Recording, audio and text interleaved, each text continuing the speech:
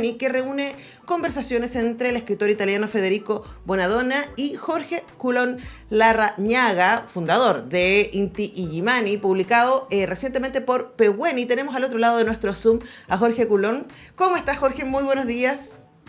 Hola, Antonella. Bien, estoy en este eterno enero. Sí, eso estábamos diciendo. Estamos en el día 458 de enero. Sí. Pero lo logramos.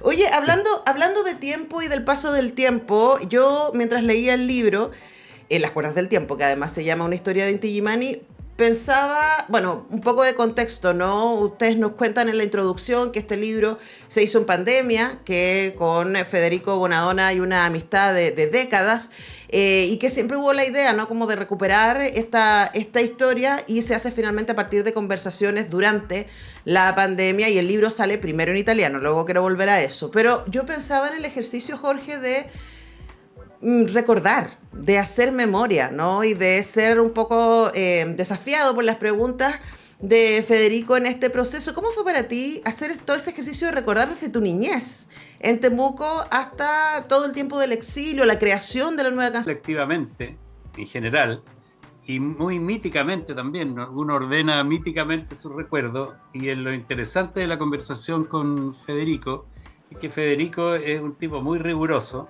y nada de lo que conversamos dejaba de ser chequeado, digamos, y comprobado en la fecha. Entonces yo me encontré con sorpresas tremendas de mis recuerdos, desordenados en el tiempo, y Federico tiene la gracia y el rigor de ordenar esos recuerdos, incluso en algunos casos de corregirlos, digamos.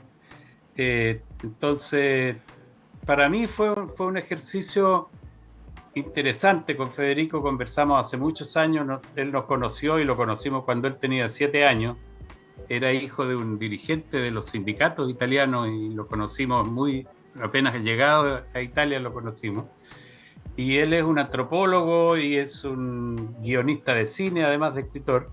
Entonces tiene un rigor de trabajo que yo no tengo, digamos, que en general no tenemos lo que hacemos tenemos otros oficios. Uh-huh.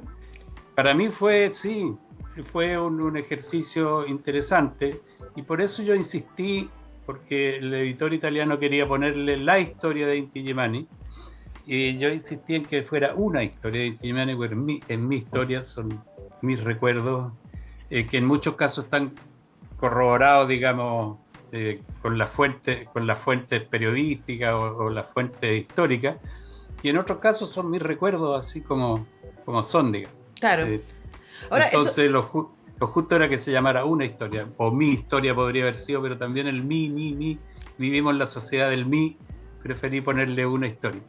Y claro, pensando en eso también, porque Federico Bonadonna puede ir asegurarse del dato, ¿no? Esto pasó en esta fecha, esto concuerda con este otro hecho, pero luego la subjetividad de la memoria y las emociones que uno puede tener respecto a ese concierto, respecto a esa conversación, respecto a ese encuentro, son bien específicos también. Y preguntarle también respecto a ese ejercicio, ¿no? Al ejercicio de... Tú eres un hombre, Jorge, que siempre, nosotros lo sabemos, eres auditor de esta radio, lo que nos honra muchísimo, además, que siempre estás muy atento a los procesos históricos del mundo y de Chile, y yo pensaba mientras leía el libro cómo mientras recordabas estas historias en el 2020, viniendo de la revuelta también, sin duda eso dialogó en tu cabeza con lo que estaba pasando en Chile en ese momento. Cuéntanos respecto a esas reflexiones. Desde luego, uno recuerda desde su actualidad, digamos. Es muy raro que uno logre, a mí no me ha pasado nunca, que uno logre situarse en el momento del recuerdo. Y uno recuerda con intención también, Uh-huh. porque el recuerdo, especialmente si se está conversando para hacer un libro, se supone que tu recuerdo va a cumplir una función, digamos, de información, no solamente un gusto personal. Entonces, para mí fue un ejercicio doble en ese sentido, pero también un ejercicio muy emotivo porque como tú dices aquí, Estamos conversando con Jorge Coulon vía Zoom, así que si usted nos está escuchando por la radio, sabrá que tuvimos una caída de su contacto, pero estamos trabajando rápidamente para recuperar esa conversación. Estamos conversando con el fundador de Inti Illimani, uno de los fundadores de Inti Illimani, a propósito de este libro que se llama Las cuerdas del tiempo, una historia de Inti Illimani, como él recién decía en la introducción al libro, a la introducción en español, que es súper interesante porque este libro fue prólogo a la edición chilena. Así está.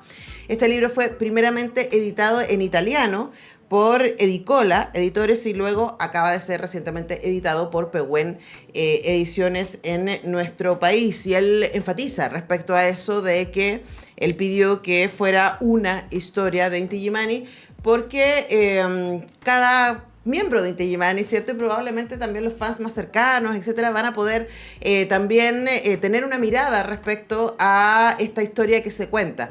Es un libro muy, muy bello, además porque, y ahí va a llevar la siguiente de la conversación, a ver si recuperamos a Jorge, también nos ayuda a entender una época, ¿no? Y que algo tan potente como Inti Illimani viene de un contexto específico, un contexto político, pero también un contexto cultural, con música que estaba escuchando y un capítulo muy hermoso dedicado a qué se escuchaba en su casa y cuáles fueron sus principales influencias musicales y poéticas también, y eso también va a ser parte. Mientras recuperamos a Jorge, vamos a seguir escuchando a Inti Illimani. Vamos a ir con La fiesta eres tú.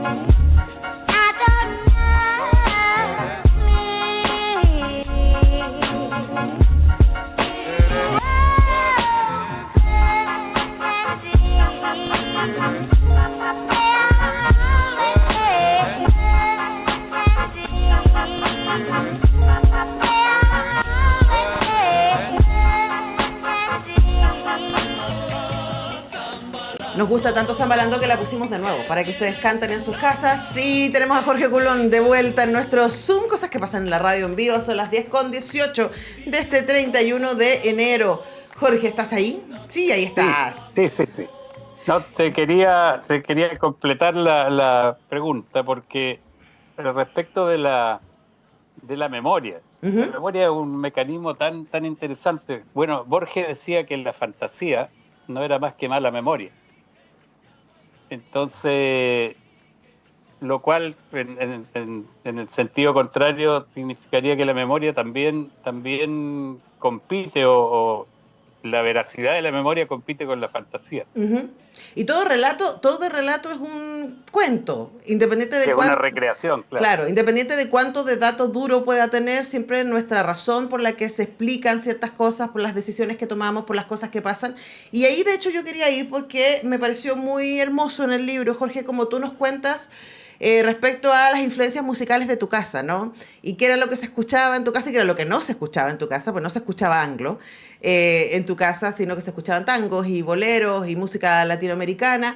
Y también, y por eso leí ese párrafo, nos ayudas a entender el contexto en que se da la nueva canción chilena como un fenómeno mundial y local al mismo tiempo. Y eso nos ayuda a entender por qué Inti Illimani es lo que es, de dónde viene Inti Illimani. Nada, ninguna creación artística es espontánea, tiene un contexto, ¿no? Entonces preguntarte también por ese ejercicio de recordar todas las influencias y todas las condiciones que dieron para que Inti Illimani se creara. Y mira, de alguna manera mi caso personal es un poco, con variaciones naturalmente, el caso de casi todos los integrantes que comenzamos con el grupo. Digamos, Pedro Yáñez venía del sur también, de Campanario, de una zona. De hecho, Pedro después se dedicó a la música campesina, a la décima y a la paya, porque tenía eso en su patrimonio cultural, digamos. Pero era también un tiempo en que son esas oleadas de latinoamericanismo que nos suceden cada tanto. Primero fue el de los escritores en los años 20, después los pintores, y en los años 60 nos tocó a los músicos, digamos. Y nosotros seguíamos mucho la música argentina también en esa época, eh, que tuvo en Chile antes que nosotros una edición un poco soft, que era lo que se llamaba como el neofolclor, que es un término muy extraño, que también venía de Argentina, digamos. Nosotros éramos grandes seguidores de Los Fronterizos, de Atahualpa Yupanqui, y, en ese calderón y este sentimiento y este descubrimiento que hicimos con Violeta Parra de la música andina, concretamente en el comienzo de la música boliviana, eh, en ese calderón empezó a nacer esta idea, pero veníamos también, casi todos, de ser frecuentadores de la música mal llamada, pero bueno, démosle un nombre, de la música clásica. Entonces, curiosamente, también se produjo ahí un fenómeno que es muy importante para explicar la nueva canción chilena, que fue el encuentro con los músicos del conservatorio. Porque si, así como nosotros veíamos el conservatorio como una cosa así, una torre de marfil, también desde adentro del conservatorio veían que afuera estaba sucediendo todo un fenómeno musical súper interesante, y también se abrió esta torre de marfil, digamos, y se produjo una comunicación con personajes como Luis Advis, como Celso Garrido, que a la época era el director de la carrera de composición de la Universidad de Chile, bueno, Sergio Ortega, desde luego, y quién sabe, Gustavo Becerra, en fin, todos los músicos de la época, Fernando García también.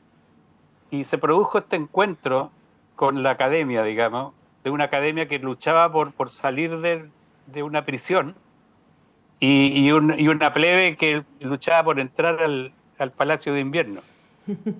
Claro, y de esa mezcla muy hermosa, ¿no? Aparece, y de un momento muy efervescente, aparece la nueva canción chilena y Inti Illimani es parte fundamental de esa historia y una versión de esa historia, ¿cierto? Una perspectiva de esa historia que incluye el golpe, que incluye lo que va a ser el exilio, está en las cuerdas del tiempo.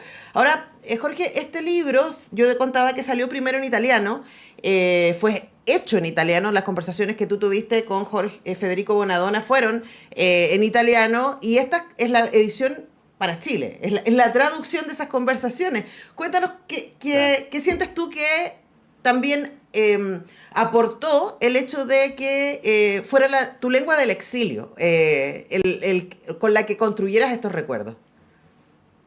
Mira, para mí el italiano es sí la lengua del exilio, pero es sin duda mi segunda lengua, digamos, porque yo viví, bueno, tú sabes esta historia, viví entre los 25 y los 40 años en Italia. Entonces, es una época, son 15 años, sí, en una vida, pero son 15 años muy importantes en la vida. Exacto. Entonces para mí el italiano es la lengua de mi, no sé si decir madurez, porque no sé qué tan maduro sea. Del hacerse adulto, diríamos. La lengua con que me hice adulto intelectualmente también. Entonces, es súper interesante eso, pero me di cuenta lo complicado que es traducir.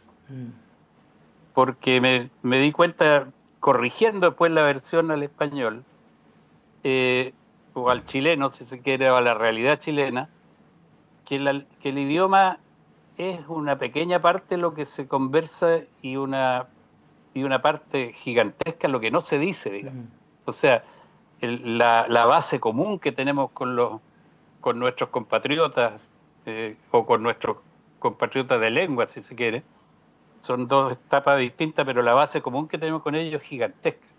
Entonces, traducir de lo que yo dije en italiano a lo que diría en español fue una cuestión difícil. Además, porque tenía que explicar muchas cosas a los italianos que los italianos no tendrían por qué saber.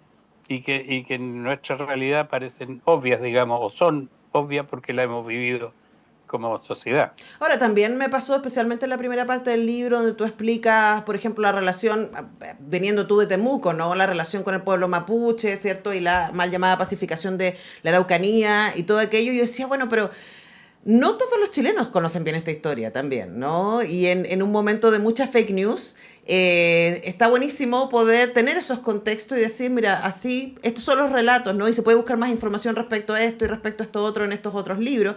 Creo que eso también tiene mucho valor en este texto, en Las cuerdas del tiempo.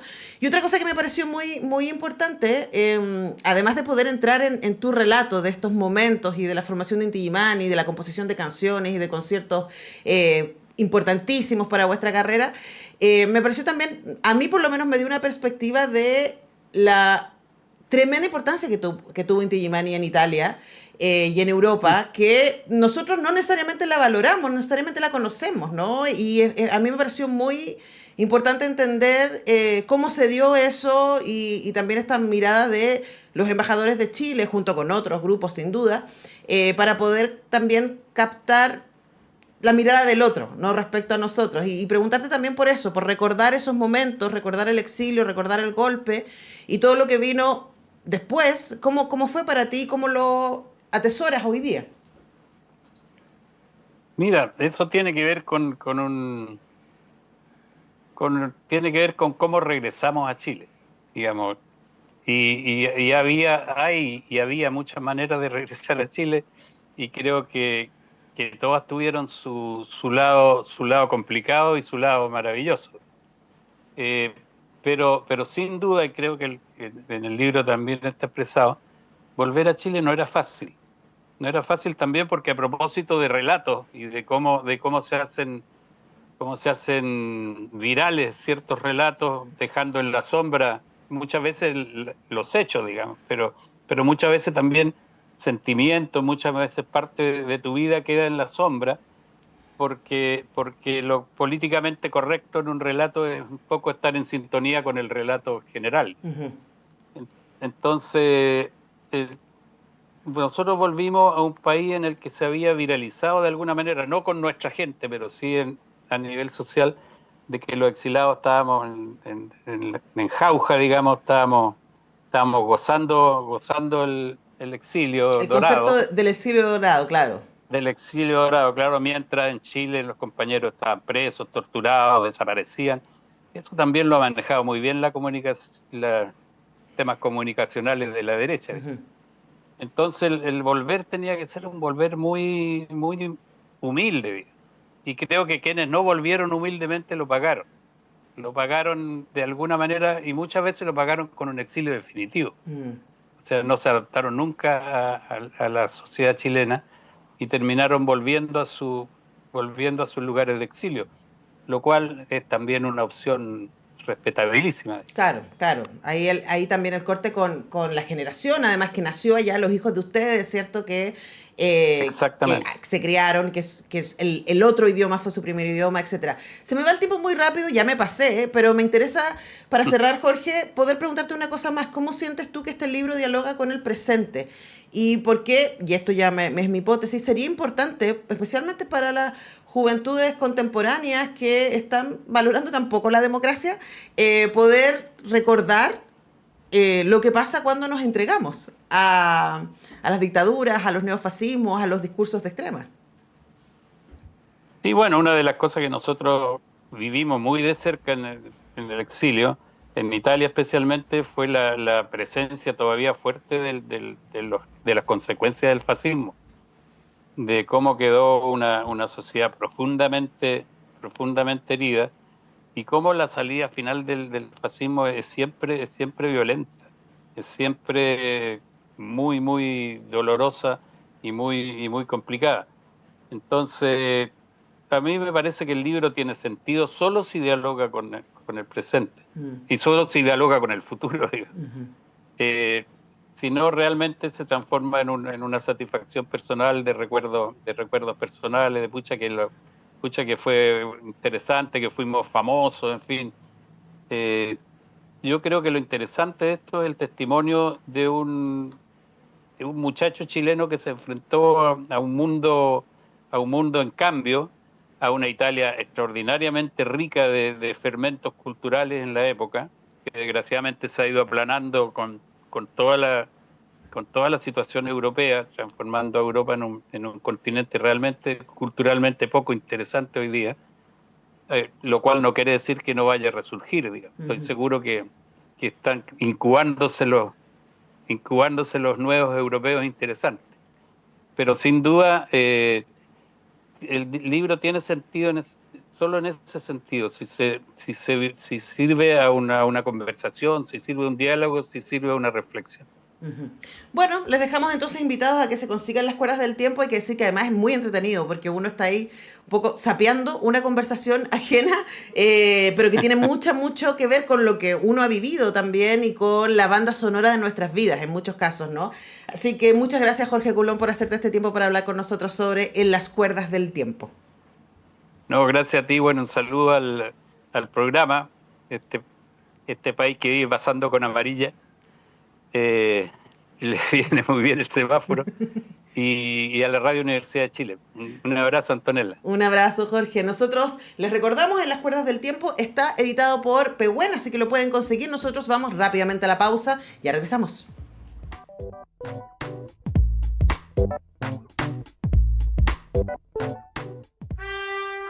Radio Universidad de Chile y la Facultad de Arquitectura y Urbanismo